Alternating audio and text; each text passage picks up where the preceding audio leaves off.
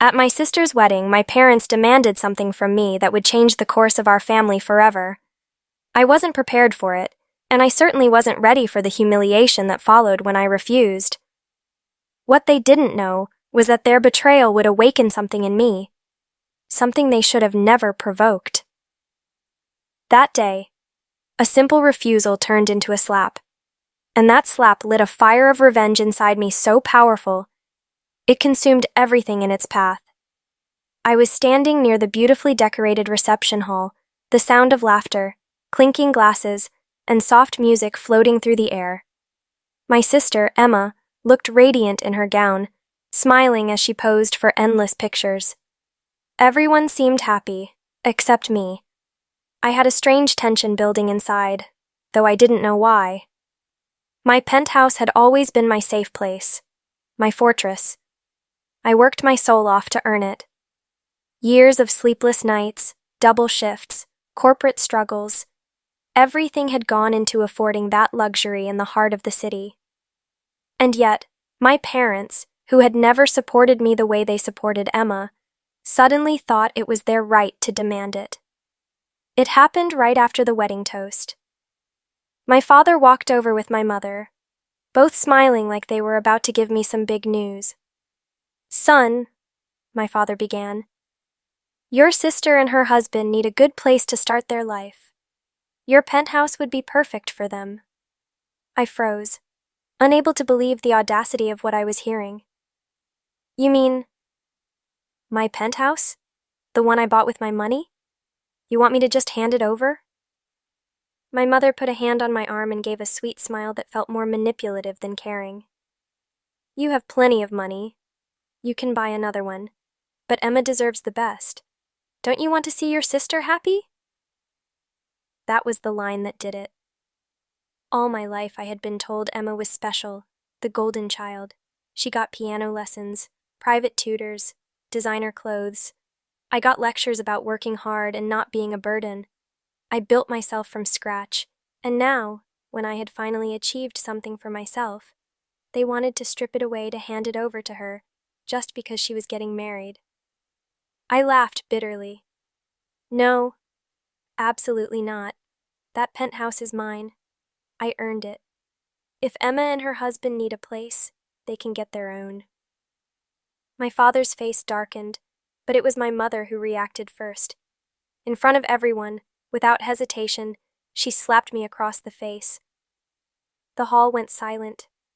Guests turned, whispers began, and my cheek burned with both pain and humiliation. Emma gasped, covering her mouth, while her new husband looked at me awkwardly, as if unsure whether to intervene. "How dare you embarrass us like this?" my mother hissed. "After everything we've done for you, you selfish child. You will give that penthouse to your sister, or you will no longer be part of this family." That was the moment something snapped inside me. Years of neglect, favoritism, and emotional manipulation all boiled up. I looked into her eyes and saw not a mother, but a woman who would sacrifice her own son's dignity for appearances. I didn't say another word. Walked out of that hall, leaving the stunned crowd behind me. But as I stepped into the cool night air, one thought consumed me. They wanted to take everything from me, so I would show them what it felt like to have everything stripped away. Revenge wasn't just an option now, it was my destiny. Over the next few days, the humiliation replayed in my mind like a broken record. At the office, I couldn't focus. At home, I couldn't relax. My phone buzzed nonstop with calls from my parents, sometimes Emma, demanding I come to my senses and hand over the penthouse. I ignored them. I couldn't forget that slap. Not because of the physical pain, but because of what it symbolized. My mother thought I was beneath her, disposable, nothing more than a resource to be used. That was when I decided I wouldn't just refuse them. I would destroy the image they had so carefully built, the pedestal on which they had placed Emma. If they thought I was selfish, I would show them just how ruthless I could be. My first step was to dig. Families have secrets, and ours was no exception. I began quietly contacting people from Emma's past, Old classmates, former friends, even an ex-boyfriend I remembered meeting once. What I discovered shocked even me. Emma wasn't the angel my parents believed. She had left a trail of manipulation behind her, exploited friends, cheated in college exams, even stolen money from a roommate, and her new husband. Let's just say his finances weren't as pristine as he pretended. He had debts, shady business dealings, and a reputation that could crumble everything if exposed. The wedding, the perfect image, the demand for my penthouse. It was all about appearances, about securing Emma's fairy tale life. They thought I'd roll over and hand it to them. Instead, I was about to pull the ground from beneath their feet. I started small. Anonymously, I leaked certain truths to people in their social circle. A story here, a rumor there. Within a week, Emma's glowing reputation began to tarnish. Friends whispered behind her back. Her husband grew defensive, and my parents tried to stomp out fires they didn't even understand were spreading. At work, I doubled my efforts, rising higher, securing deals, expanding my financial power. If they wanted to paint me as the selfish son, I would become untouchable, a force they couldn't control. But it wasn't enough. I wanted them to feel what I felt: betrayal, humiliation, helplessness. So, I began planning something bigger. I knew Emma's husband's company was about to sign a major deal. If it went through, his finances would stabilize and they could afford their lavish lifestyle without relying on my penthouse. But I also knew some of the skeletons in his closet. By feeding the right information to the right competitors, I made sure that deal collapsed before it even began. Suddenly, Emma's husband was scrambling, desperate, and their dream honeymoon was canceled. My parents called me furious. "How could you sit back and watch your sister suffer?" My father shouted over the phone. I simply replied, "Now you know how it feels," and I hung up. But this was just the beginning. I wasn't finished, not by a long shot. Because while their world crumbled, I was preparing something so devastating, it would forever change how they saw me, and how they remembered that slap at the wedding. They thought they had power over me. Soon they'd realize they had created their own worst enemy.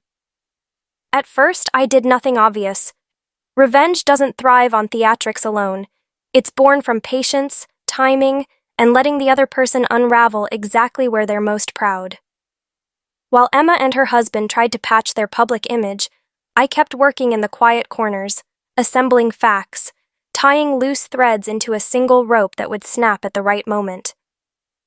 I hired a discreet investigator, not for dirt that would be illegal to reveal, but to gather documents, receipts, and statements from people they had wronged. Proof of unpaid loans, falsified invoices, and the roommate who had finally found courage to speak about the money Emma had taken. Each piece was mundane on its own. An email here, a canceled check there, a recorded voicemail in which Emma admitted to taking funds to cover some urgent expense and promised to pay back, a promise that never came. I pulled in a few old classmates and a former colleague of Emma's husband, who had kept copies of messages showing his attempts to launder money through shell contracts. None of this was guesswork. Everything had traceable paper or digital footprints. I built a dossier. Then I built a plan. The key to the kind of revenge I wanted was public truth delivered by people the community trusted. So I cultivated allies. One was a retired journalist who still wrote a weekly column. Another was the manager of the country club where the family spent Saturdays. Another was a lawyer who had represented one of Emma's previous business partners and agreed to speak, off the record, about suspicious activity. I didn't ask for violence or theft. I asked for one thing only: for them to let the facts speak. I crafted my move to finish in 3 strokes: exposure, consequence, and redemption for the ones who mattered. Exposure would be surgical and smart. Consequence would be swift but legal. Redemption would be mine to grant or deny. The night I chose to act was the anniversary of my parents' wedding, a day they always celebrated with a big dinner and many of our relatives in attendance. It was perfect. Everyone who cared about prestige and appearances would be gathered, wearing their best, hungering for the narrative of family unity. I sent out an invite that looked innocuous. A family celebration at the Penthouse. A small, tasteful gathering. I didn't tell them that I would be the center of attention. On the day, the Penthouse glowed. The city lights stitched the skyline into a backdrop of glittering indifference. My parents arrived first, beaming as if they had again triumphed at orchestrating family theater. Emma floated in with her husband, still bruised by the fallout of his failed deal but determined to appear unshaken. Guests settled in, champagne in hand, exchanging the banal small talk of people whose marriages and reputations depend on other people's perception. I welcomed them with a smile that felt like a mask I had rehearsed for months. Then I dimmed the lights and asked for everyone's attention. I had prepared a short presentation, no melodrama, just facts, and handed the journalist a copy of the dossier.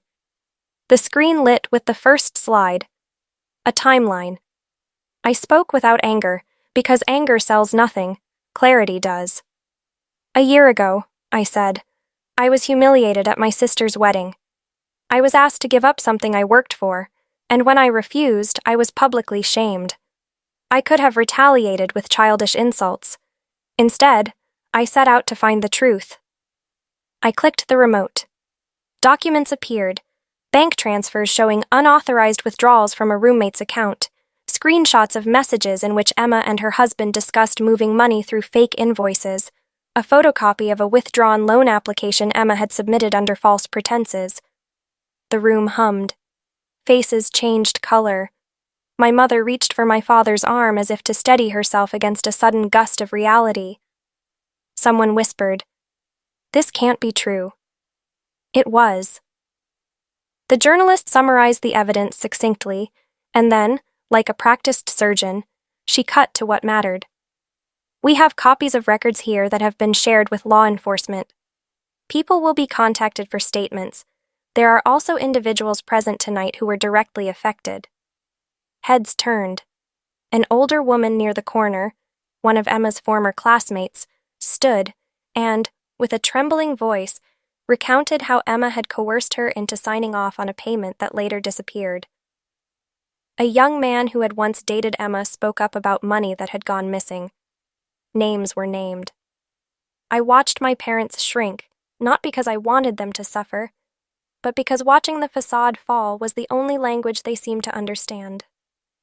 My mother's lips quivered, and she mouthed something like a prayer to herself.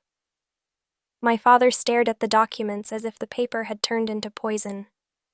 Emma's husband grew pale, and his hand found his wife's shoulder as if to anchor her to a ship that was already sinking. The journalist didn't sensationalize, but the room already had its own hunger. Phones came out. Someone recorded. Someone else sent a message to another friend who wasn't there, and within minutes the story was no longer contained to the Penthouse. It was leaking into the network of people whose fortunes were tied to gossip. But exposure alone would not bring the satisfaction I needed. I had to make sure the consequences would bite where it hurt. Reputation, business, and the ability to lean on others for shelter. The lawyer friend I had cultivated stood and explained calmly that while these matters would be adjudicated legally, there was enough documentation to prompt formal investigations into Emma and her husband's dealings. He explained what might happen: civil suits, calls for financial audits, potentially criminal inquiries if the evidence held up. The room felt like an accordion that had been stretched and released. The air was thin. My parents tried to interject, to accuse, to deflect with gaslighting phrases they had always used on me. "This is family. You're overreacting. You're destroying our daughter's life." But the words hung in the space like confessions. It was my mother's voice cracking that did me more damage than any physical act. "How could you?" she whispered. But the whisper also said, "How did you have the courage?" When the first phone call came, the director of Emma's husband's firm asking for clarification, their veneer began to chip in public view. The consequences spread outward. Suppliers who had been paid under suspect invoices began to demand audits, and the husband was placed on administrative leave pending inquiry. Emma's social invitations dwindled as acquaintances who once basked in proximity to perceived success bowed away. My parents received cold calls from family friends who wanted to distance themselves from scandal. The world that had elevated them for the sake of image retreated when the image cracked. But I wasn't finished. There was one more thing I had to dismantle: the moral authority my parents used to control me. For years they had told people I was ungrateful, unstable, a son who needed to be tamed. I decided to hand them back the narrative they liked to tell, but cleaned of lies.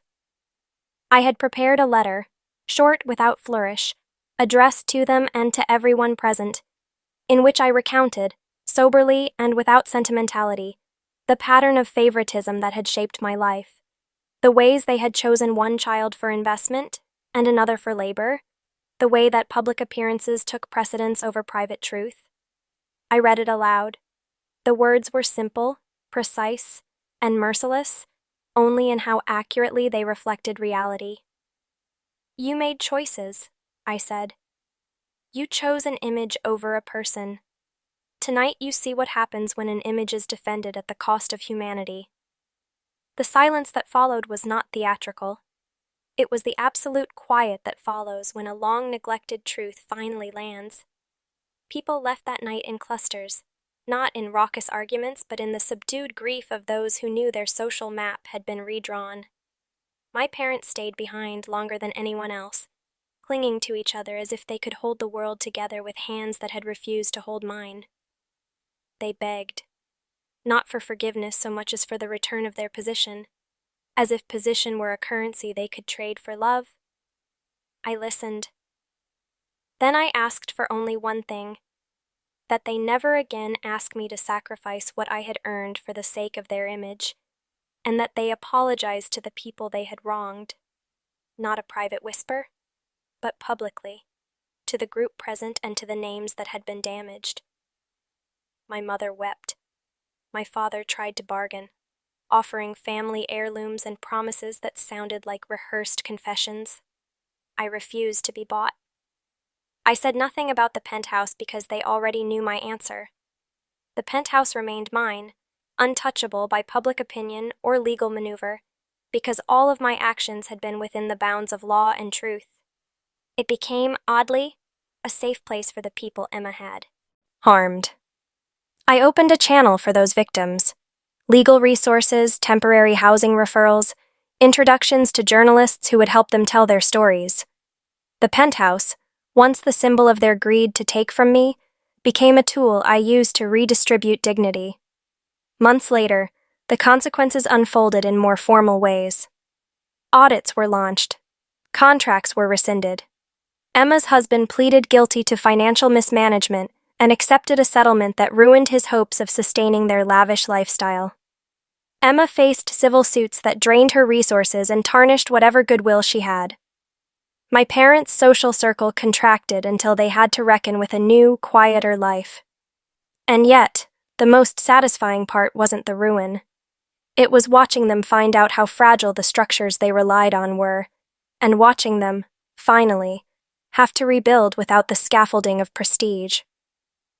They came to me, eventually, not to demand property, but to ask for something many people think is impossible to give: trust.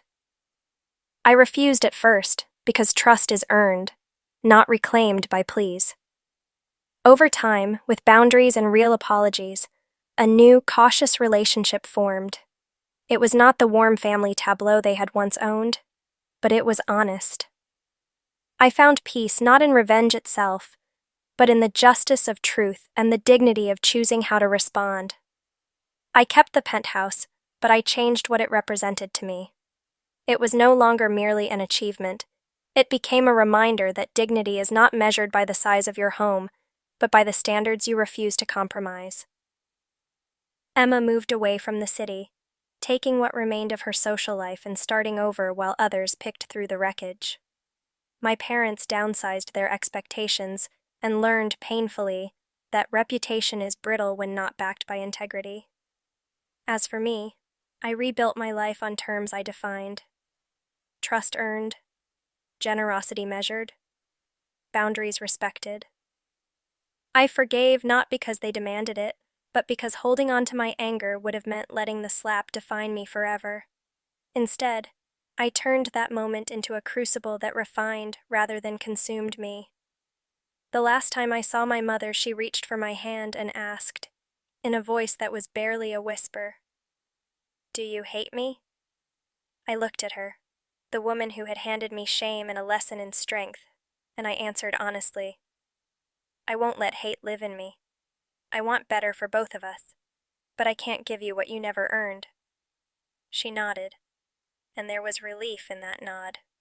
Less the relief of absolution, and more the relief of acceptance. Revenge had done what it needed to do. It had peeled back lies, exposed hurt, and forced a reckoning. But in the end, I found something I had not expected: freedom. The penthouse stayed mine, and with it came a new understanding: that the most powerful revenge is not to ruin someone, but to refuse to be small because of them.